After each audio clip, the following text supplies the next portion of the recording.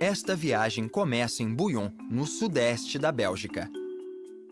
Segue o Vale do Mosa pela Floresta das Ardenas e chega à cidade de Dinant, lar de uma cerveja famosa anteriormente produzida por monges. O elevador de barcos mais alto do mundo fica próximo a Charleroi, grande cidade industrial do século XIX.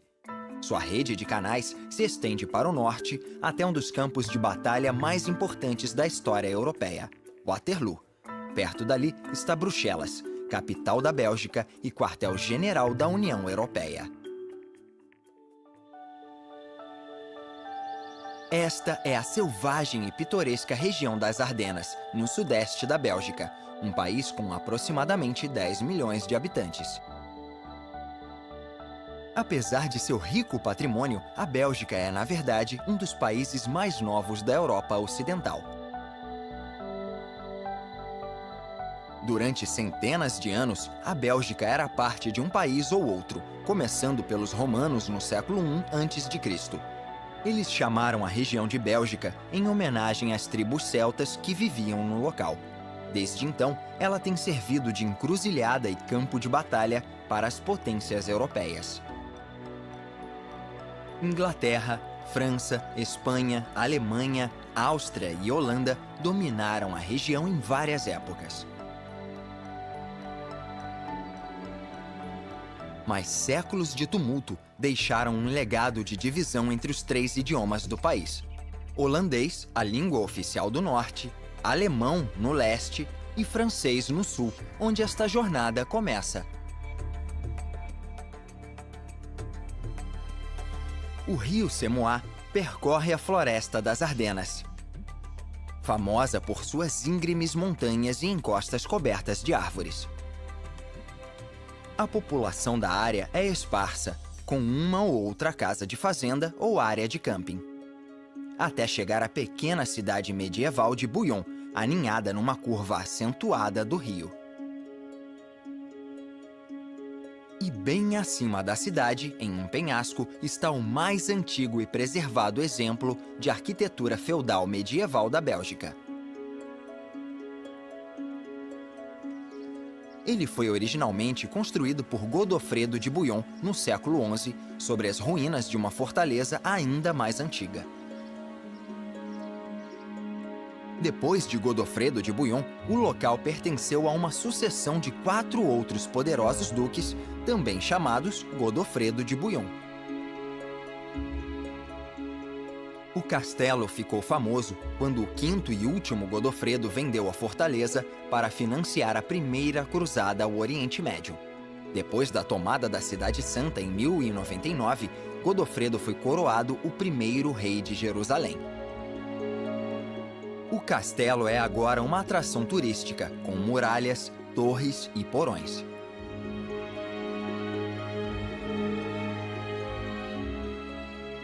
Abaixo dele, a cidade de Bouillon é uma base popular para os que exploram as belezas do Vale do Semois.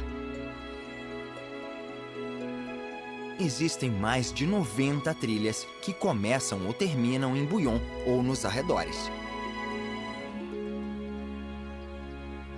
Próximo ao Parque Nacional, ao longo da fronteira com a França, uma zona de exclusão proíbe os aviões de voar perto destas grandes colunas de fumaça. Elas saem das torres de resfriamento da usina nuclear mais poderosa do mundo, Chousby.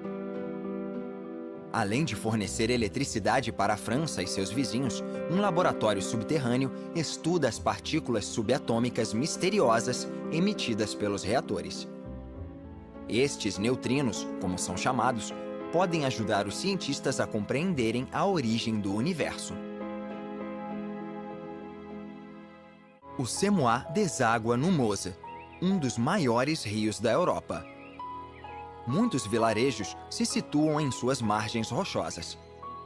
Dominando o Mosa estão penhascos imponentes, os rochedos Freyer, conhecidos por ser a área de escalada mais importante da Bélgica.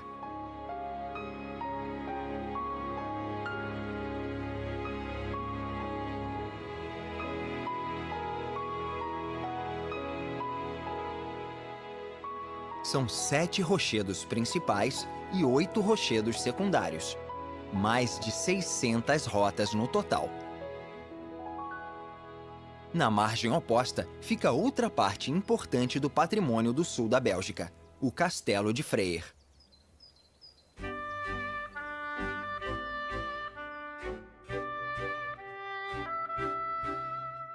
No lugar ficava originalmente uma fortaleza medieval que foi destruída e substituída nos anos 1600 por uma casa de campo em estilo renascentista e jardins formais. Nos anos 1800, ela se tornou a residência dos duques de Beaufort-Spontan e seus descendentes ainda hoje vivem nela. O castelo e os jardins, com uma orangerie de 350 anos, estão abertos ao público durante os meses de verão.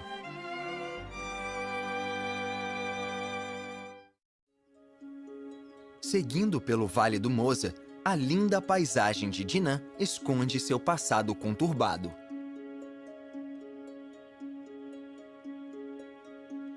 Sua localização estratégica no Vale do Mosa e sua prosperidade sempre expuseram a cidade a saques e batalhas, desde o tempo dos romanos até as 2 guerras mundiais.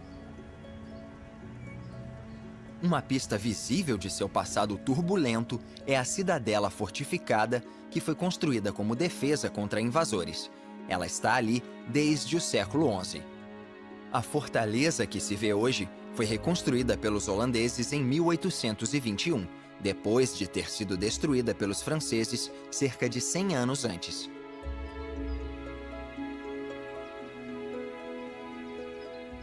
Hoje, a cidadela é a maior atração de Dinant. Outro monumento fica logo abaixo: a Igreja Gótica de Notre-Dame, com seu pináculo em forma de bulbo.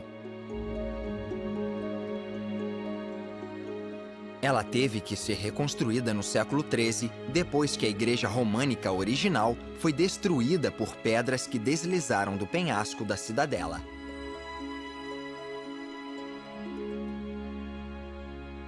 A Bélgica é conhecida por suas cervejas feitas em abadias. E um pouco mais à frente está o prédio icônico que abriga uma das marcas mais famosas, a Abadia Lef. Como em muitos outros monastérios na Bélgica, a cerveja era feita nele desde o século XIII como uma maneira de esterilizar a água. Usando ingredientes locais e selvagens, a receita dessa cerveja única foi passada através dos séculos, até que em 1952, a Abadia Lef licenciou a produção comercial da marca. Dizem que esse foi o primeiro acordo do tipo. Hoje, a abadia continua recebendo royalties sobre as vendas. Quando as montanhas e os penhascos dão lugar aos campos, é possível ver indícios da presença humana ao longo dos tempos. Escavações arqueológicas em cavernas sob as ruínas medievais do Castelo Montaigu revelaram sinais de ocupação humana de 35 mil anos atrás. Nos anos 1800, esta região atraiu pessoas de um jeito que nunca se tinha visto na Europa continental. Esta é Charleroi, que já foi a maior cidade industrial da Bélgica. Era o centro da fabricação de vidro e aço até os anos 50, quando entrou gradualmente em declínio. Hoje ela tem cerca de 200 mil habitantes e é a segunda maior do sul de língua francesa. É também uma das cidades mais pobres da Bélgica, com taxas de desemprego muito maiores que a média nacional. Apesar de a indústria pesada continuar operando, ela está muito longe de seus dias de glória do século XIX, quando Charleroi se tornou a primeira cidade fora da Inglaterra com produção industrial em larga escala. Isso foi possível por causa da abundância de carvão nessa região, que recebeu o nome de Pays Noir, ou País Negro. Agora só restam alguns poços. Mas uma herança da Revolução Industrial merece destaque: os canais que eram usados para transportar mercadorias e matérias-primas.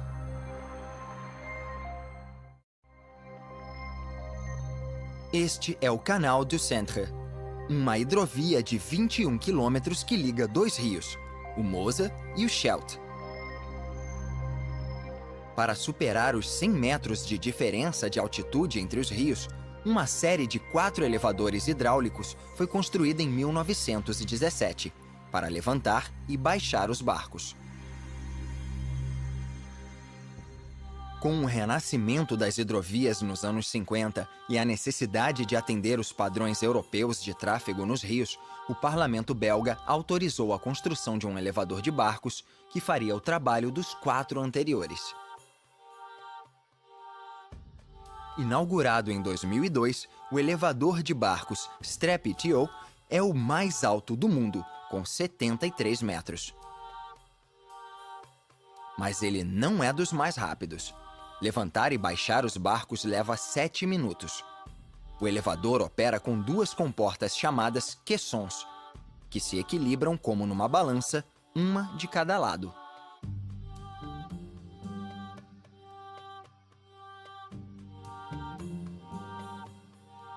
Nos primeiros 5 anos de operação, o tráfego no canal aumentou quase 10 vezes.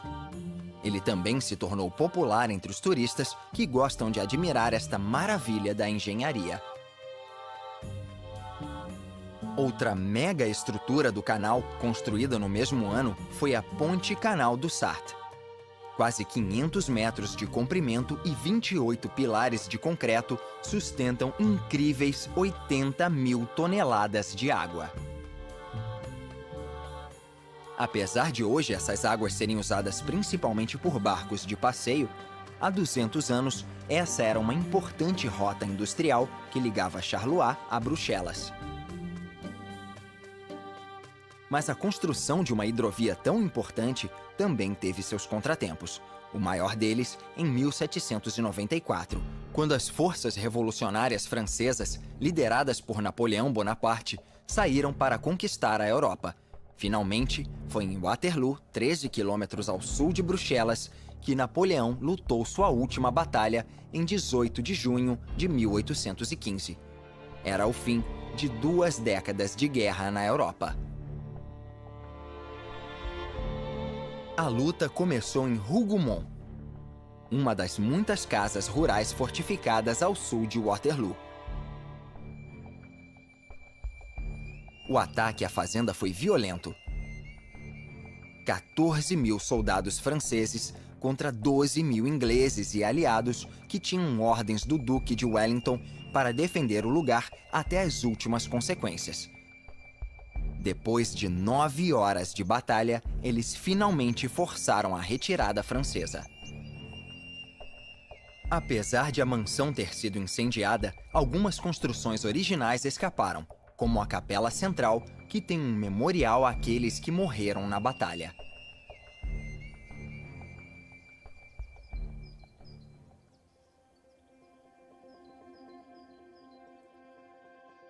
Ao todo, 25 mil pessoas foram mortas ou feridas naquele dia. 9 mil soldados franceses foram capturados. Em Waterloo, o Império de Napoleão finalmente começou a ruir. 2 anos após a vitória sobre os franceses, este grande monumento foi construído em homenagem aos mortos e ao fim de 23 anos de guerra. No entanto, o Duque de Wellington comentou o seguinte: "Eles estragaram o meu campo de batalha." 390 mil metros cúbicos de terra do próprio campo de batalha foram escavados para criar este monte. No topo está um leão de bronze de 28 toneladas, simbolizando a coragem dos que lutaram. Diz a lenda que o leão foi forjado com o bronze dos canhões abandonados pelos franceses durante sua retirada final. É uma história pouco provável, já que o leão, na verdade, é de ferro.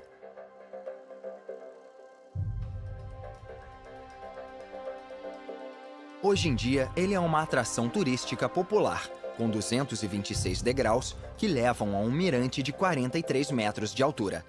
Desse ponto, se pode contemplar um dos campos de batalha mais importantes da história da Europa.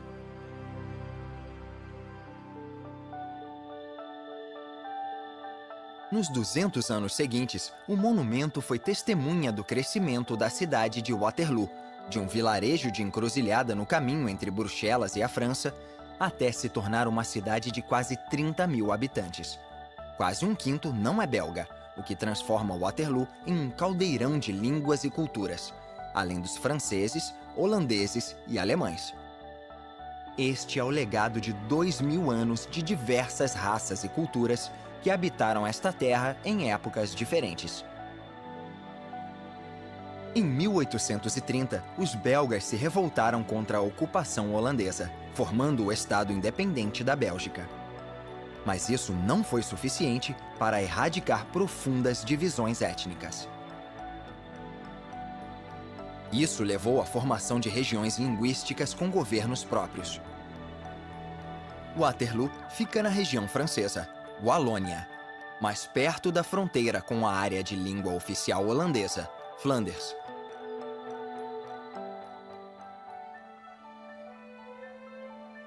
Ao cruzar a fronteira, a ligação com a Holanda fica mais evidente nos tijolos vermelhos e na arquitetura tipicamente holandesa. Esta fortaleza do século XIV é o Castelo de Biersel, construído como primeira linha de defesa contra ataques à capital, Bruxelas. A localização em um vale plano exige torres e muralhas excepcionalmente altas para avistar a aproximação de inimigos. Um grande fosso também é bom para desencorajar tentativas de romper esta incrível fortaleza. Parece que funcionou. Mesmo tendo sofrido diversos ataques ao longo dos séculos, o castelo só foi tomado uma vez nos anos 1500, durante uma revolta contra o governante austríaco da época. Ironicamente, quem o atacou foram tropas da cidade que ele era destinado a defender, Bruxelas, a capital da Bélgica.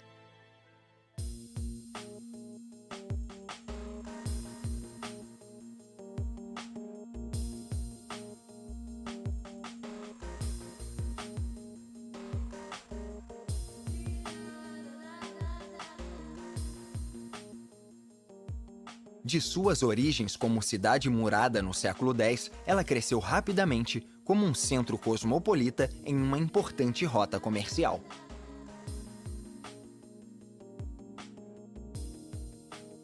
Hoje, Bruxelas se desenvolveu como uma das maiores cidades multiculturais do mundo, abrigando mais de 2.000 associações internacionais.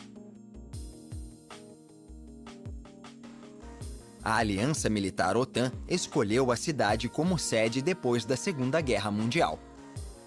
Mas Bruxelas é mais conhecida como o quartel-general da União Europeia, incluindo a Comissão e o Conselho da entidade.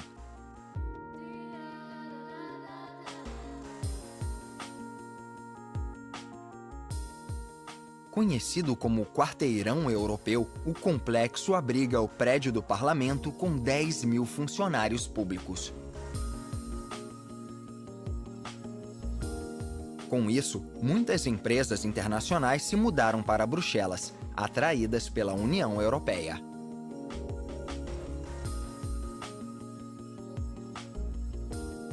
Com essa presença internacional, não surpreende que de 1 milhão de habitantes, mais de um quarto não seja belga.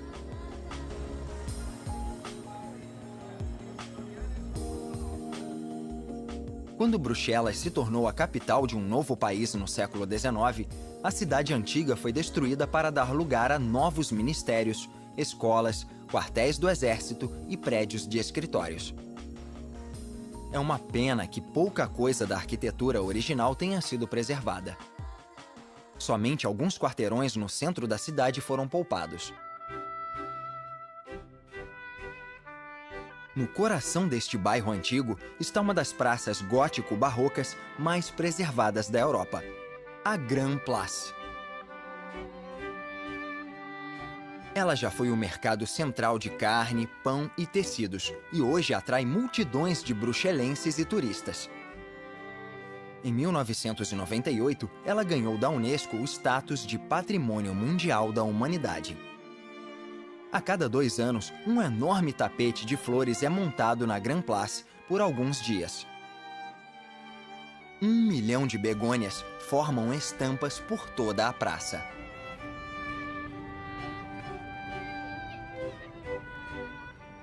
A Grand Place é dominada pela magnífica prefeitura do século XV, com seu pináculo que se ergue a quase 100 metros de altura.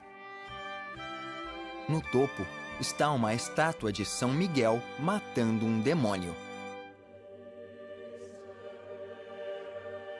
O mesmo arcanjo é também um dos padroeiros da Igreja Católica Romana da cidade, dedicada a São Miguel e Santa Gúdula.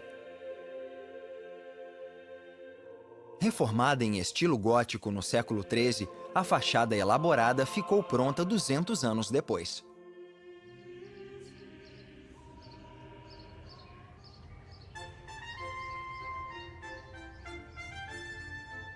Este é o Parque do Cinquentenário, criado em 1880 como peça principal de uma exposição mundial em comemoração pelos 50 anos de independência da Bélgica. O objetivo era apresentar ao mundo a ideia de uma nova nação vibrante e próspera, digna de estar entre as grandes potências europeias.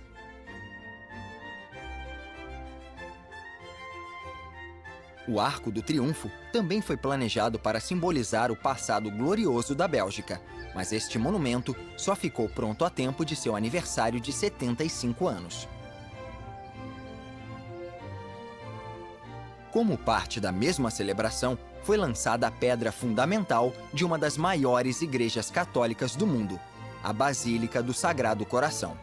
Feita de tijolos e concreto reforçado, essa estrutura gigantesca tem um domo de 90 metros de altura que domina a paisagem na parte noroeste de Bruxelas.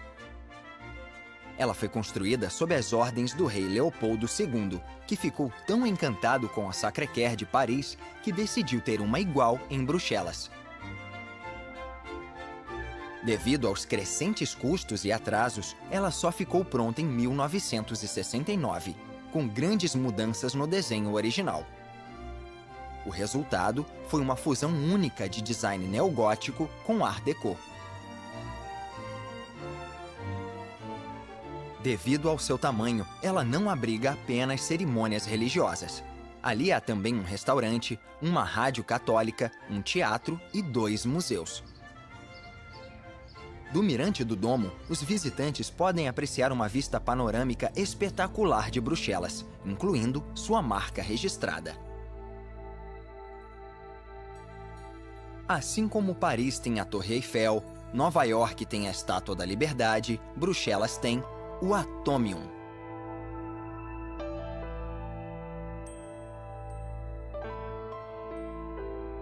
Criado originalmente para a feira Expo 58, este monumento de 102 metros de altura tem 9 esferas de aço conectadas para formar um cristal de ferro ampliado 165 bilhões de vezes.